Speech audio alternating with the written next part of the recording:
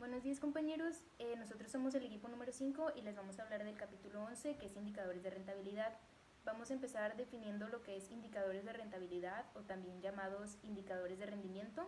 Estos sirven para medir la efectividad de la administración de la empresa en cuanto al control de costos y gastos, tratando de esta manera transformar las ventas en utilidades. Los indicadores de rentabilidad, especialmente los márgenes, difieren de una empresa a otra. Un ejemplo básico cuyos márgenes son muy diferentes son los de las empresas de comercializadoras con respecto a las manufactureras. Las empresas comercializadoras, como venden en volúmenes, tienen unos márgenes pequeños y las manufactureras, como venden menos, tienen márgenes mayores. Ahora vamos a pasar al margen bruto de utilidad, cuya fórmula es utilidad bruta sobre ventas netas. Recordemos un poco que para sacar la utilidad bruta es ventas netas menos costo de ventas. El libro maneja un ejemplo que es de una industria metalmecánica, cuyo margen bruto de utilidad es del 13.3%. Se considera que es un margen deficiente, ya que para ser de este tipo de empresa metalmecánica, debe de estar entre los 30 y 40%. En la conclusión de este ejemplo que menciona el libro, dice que para el nivel de ventas que tiene, los costos son muy elevados. Y no solo es problema de los costos elevados, sino también en las ventas. En el caso de las empresas comerciales, el costo de ventas es igual al costo de las mercancías vendidas, y en el caso de las empresas manufactureras, el costo de ventas es igual al costo de producción más inventario de productos terminados. Por ejemplo, cuando los precios aumentan constantemente, tenemos el método de las PEPs, que es primeras entradas, primeras salidas. Este dice que aumenta los inventarios finales, disminuyen los costos de ventas y esto nos da un margen bruto elevado. En el método de la UEPS, que es últimas entradas, primeras salidas, se dice que los inventarios finales se mantienen subvalorados, que sube el costo de ventas y esto da igual a un margen bruto disminuido. Ahora pasamos al margen operacional de utilidad, cuya fórmula es utilidad operacional sobre ventas netas. Aspectos importantes que debemos de considerar aquí es que tiene gran importancia dentro del estudio de la rentabilidad de una empresa. La utilidad operacional está afectada por los gastos operacionales y los gastos financieros no deben considerarse como gastos operacionales. No deben contabilizarse como ingresos operacionales aquellos que provienen de fuentes directas de la actividad propia de la empresa. Bueno, yo les voy a hablar del margen neto de utilidad. Este se obtiene dividiendo la utilidad neta entre las ventas netas. Este margen neto está influenciado por 4 cosas, que es el costo de ventas, los gastos operacionales, los otros ingresos y egresos no operacionales y la provisión para impuestos de renta. Todo lo que afecta al margen bruto y al margen operacional afecta por igual al margen neto, aunque pues este está dado por los otros ingresos y egresos no operacionales y por la provisión de impuestos de renta. Debemos de tener un especial cuidado al momento de analizar este indicador y compararlo con el margen operacional para establecer si la utilidad neta procede de la operación propia de la empresa o de otros ingresos diferentes, ya que pues estos números tienden a ser muy esporádicos e inestables y no reflejan la rentabilidad en sí de la empresa. Bueno, ahora les voy a hablar del rendimiento del patrimonio, el cual se obtiene de dividir la utilidad neta entre el patrimonio promedio. El patrimonio promedio se obtiene de sumar el patrimonio del año 1 más el patrimonio del año 2 y dividirlo entre 2. Este es en sí el porcentaje de utilidad que los dueños ganan sobre las cifras de los estados financieros.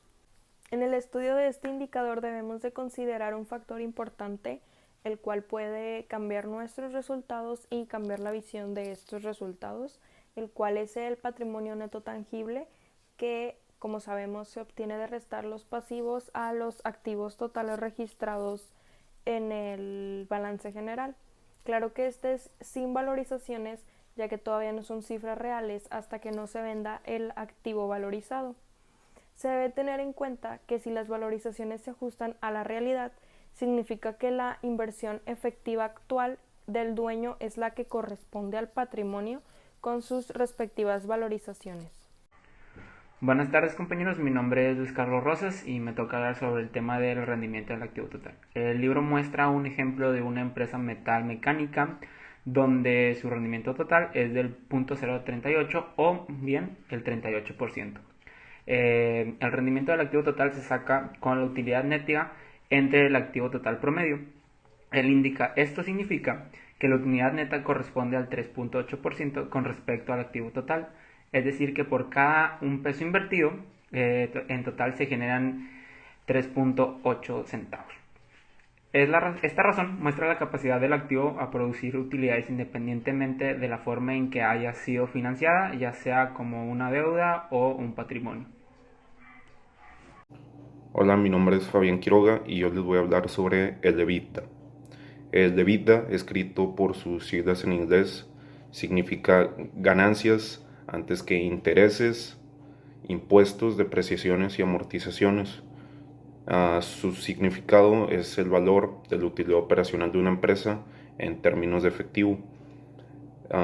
Se calcula sumando la utilidad de operación, los gastos por depreciación y los gastos por amortización. A continuación les explicaré un ejemplo que ya nos viene dando cada uno de los datos mencionados. La utilidad operacional casi siempre nos la da el problema. En este caso fueron 154.200. Aquí la incógnita es saber de dónde se sacaron los 170.800 y los 15.100. Bueno, los 170.800, que son los gastos por depreciación del ejercicio en el año 2, son la diferencia de las depreciaciones acumuladas del balance, es decir, el incremento de esa cuenta entre el año 1 y el año 2. Y los 15.100 son los gastos de amortización y se deduce a la diferencia de los activos diferidos en el balance, que es la disminución de dicha cuenta entre el año 1 y el año 2. ¿De qué manera se puede interpretar el EBITDA? Con el ejemplo anterior, nos dice que la utilidad operacional del estado de resultados fue de 154.200 en el año 2. Pero los costos y gastos de operación nos dijeron que no implican una salida de efectivo. Por eso se le suma a la utilidad para así obtener el EBITDA, lo que es igual a la utilidad operacional en términos de efectivos, es decir, que la utilidad operacional que fue reportada por la empresa, solo sea de 154.200, pero realmente la empresa disponía de 340.100 en términos de caja. Ya por último, el EBITDA, que es analizado de manera aislada, no tiene ningún significado en especial si no se le compara con un rubro del estado financiero. Esta comparación generalmente se hace con los gastos financieros para analizar a fondo si la empresa cubre este rubro. Ya por último, este indicador es utilizado por los acreedores, en especial por los banqueros, para así hacer un estudio detallado más bien de la capacidad de pago de sus clientes. Buen día, hoy les voy a hablar sobre el sistema DuPont. Primero, para poner un poco en contexto, el sistema DuPont determina la forma en la que pueden integrarse algunos de los indicadores financieros, en el cual se correlacionan las actividades con las de rendimiento, para tratar de establecer si el rendimiento proviene del volumen de ventas o del margen neto que dichas ventas generan. Se parte de la descomposición del indicador de rendimiento y del activo total. Dicho esto, se tiene esta fórmula, que es rendimiento del activo total es igual a ventas sobre activo total por utilidad neta sobre ventas. Como nos damos cuenta, en ambos lados aparece el factor de ventas, entonces matemáticamente lo podemos eliminar, teniendo como resultado que el rendimiento del activo total es igual a la utilidad neta sobre activo total. Esto quiere decir, en el punto de vista financiero, que dependiendo del tipo de empresa, el rendimiento de la inversión proviene del margen neto de ventas para una empresa manufacturera, o bien de la rotación del activo total para una empresa comercializadora. Ahora bien, ya yo mencionado la fórmula. En el libro nos viene un ejemplo de una empresa metalmecánica en la que tiene una rotación del activo total del 0.62 y un margen neto del 6.2%. Entonces el producto de estos dos nos da como resultado un 3.84%. Esto quiere decir que la rentabilidad de la inversión procede en mayor grado del margen neto de las ventas y no tanto de la rotación. Esto quiere decir que la empresa no gana porque venda mucho, sino porque las ventas le dejan un margen apreciable de utilidad. Después nos viene otro ejemplo de una empresa comercializadora, la cual tiene un activo total del 6.677, un total de ventas del 14.666 y una utilidad neta del 210. Entonces, ya habiendo mencionado la otra fórmula, tenemos que 210 sobre 14.666 por 14.666 sobre 6.677. En ambos lados nos aparece el factor de ventas, que es 14.666, entonces lo podemos eliminar. Entonces nos queda 1.43 de margen neto por 0.69 es igual al 0.9%. Esto quiere decir que el rendimiento de la inversión es bajo porque se tiene un margen neto deficiente y a pesar de que se está ganando bien que es 0.69 veces, pues el 0.9 no es eficiente. Después nos viene otro ejemplo de una empresa productora de textiles, la cual tiene un activo total del 19.671, ventas de 11.792 y utilidad neta del 590. Entonces, otra vez la fórmula, tenemos 5% de margen neto por 0.60 veces es igual al 0.3% de rendimiento de la inversión. Entonces, esta empresa también es deficiente porque el 5% es el mínimo requerido para este tipo de empresa y la 0.60 veces no llega al mínimo de una vez. Y eso sería todo de mi parte. Muy bien, ahora yo les voy a hablar acerca del punto de equilibrio. El punto de equilibrio es aquel punto o nivel de actividad en el cual los totales de ingresos de operación son iguales a los egresos de operación. También se podría decir que en este punto las ventas son iguales a los costos totales. Es decir, que la utilidad operacional es igual a cero. Para poder entender este punto de equilibrio se necesita conocer dos conceptos de estos costos totales. O sea, los costos totales se dividen en dos conceptos, el cual es costos variables y costos fijos. Los costos variables son aquellos que se incrementan en proporción directa al volumen de producción. De manera que si la producción aumenta, también estos costos variables aumentarían.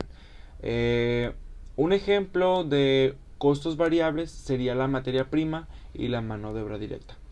Ahora pasamos a los costos fijos, que por otro lado son aquellos que permanecen constantes para un rango determinado de producción. Un ejemplo de estos costos fijos sería la depreciación del edificio o los sueldos de administración. Por ejemplo, acerca de la depreciación de los edificios, una empresa puede incrementar su nivel de producción a cierto límite sin necesidad de comprar otro edificio o Otros ejemplos comunes de los costos fijos serían los sueldos, el alquiler, la energía, el teléfono, cable de televisión, etc. Muy bien. Ahora, para establecer este análisis, que es el punto de equilibrio, los valores correspondientes al estado de resultados de una empresa se pueden agrupar en dos conceptos, que son costos variables y margen de contribución. Primero, el costo variable es la suma del costo variable de producción más cualquier otro costo variable. Y por otro lado, el margen de contribución es el excedente de la resta de los ingresos menos el costo variable. Bien, ahora se los voy a decir de una manera la cual yo creo que se va a entender se va a entender bien. Entonces, este punto de equilibrio, este análisis se hace a través del estado de resultados. Como les comentaba, estos valores correspondientes al estado de resultados se van a agrupar en dos conceptos, que era costos variable y margen de contribución. Vamos a dejar de un lado por el momento el costo variable, y vamos a pasar por el margen de contribución. Se decía que el margen de contribución es el excedente de los ingresos menos costos variables. Entonces quedaría así la formulita, que creo yo, como les comentaba, se nos va a hacer un poco más fácil. Entonces quedaría ventas menos costos variables es igual a margen de contribución. También en el libro se mencionaba que cuando un negocio está en punto de equilibrio, el margen de contribución cubre exactamente los costos fijos. Entonces, de la formulita que teníamos, el margen de contribución se le va a restar los costos fijos y este va a dar el resultado. Bien, ahora vamos a pasar a las fórmulas para el cálculo de el punto de equilibrio en unidades. El punto de equilibrio en unidades es igual a costos fijos totales entre el margen de contribución unitario. O como se los había planteado de la manera un poco más fácil, sería el punto de equilibrio en unidades, sería igual a los costos fijos entre ventas totales menos costos variables. Ahora, pasamos a la fórmula para sacar el punto de equilibrio en valores. Esta fórmula de punto de equilibrio en valores, como lo muestra en el libro, es un poco confusa. Bueno, creo yo que es un poco confusa porque realmente no la entendía muy bien. Bueno, como nos lo muestra en este libro, son costos fijos totales sobre el margen de contribución. Solamente que en esta formulita, como en comparación a la anterior, entre paréntesis o abreviado aparecía como MCU y el signo de porcentaje. Entonces yo lo investigué y ya desglosado, esta formulita me aparecía así: punto de equilibrio en valores es igual a la división de costos fijos totales sobre 1 menos costos variables sobre ventas totales. Esperemos que nos hayamos explicado de la mejor manera y que ustedes hayan entendido. De no ser así, se les va a adjuntar la presentación y vamos a estar al pendiente de cualquier duda que ustedes tengan. Nos pueden contactar por Nexus, por correo, por mensaje, o por Facebook o por WhatsApp, con toda confianza. También en la presentación van a estar las actividades, los ejercicios que tenemos que hacer para que la maestra lo revise una vez regresando a clases.